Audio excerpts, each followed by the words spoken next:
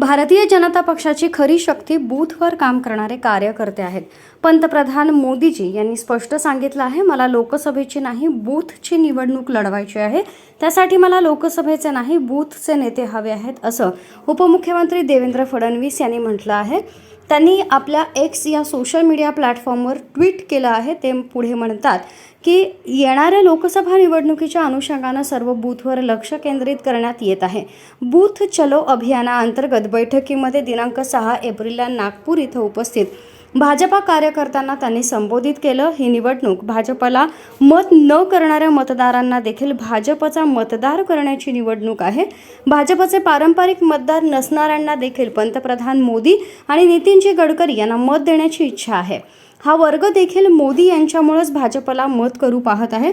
म्हणूनच भाजपच्या मतांच्या टक्केवारीत सातत्याने वाढ होत आहे। परंतु कोणालाही गृहीत न धरता हक्काच्या मतदारांना देखील भेटणं आणि प्रत्येकापर्यंत पोहोचणं आवश्यक आहे। डॉक्टर श्यामप्रसाद मुखर्जी यांना श्रद्धांजली देण्यासाठी 370 हटवल्यामुळे प्रत्येक बूथवर 370 मतं वाढवण्याचा प्रयत्न करण्याचे पंतप्रधान मोदीजी यांनी आवाहन केले आहे।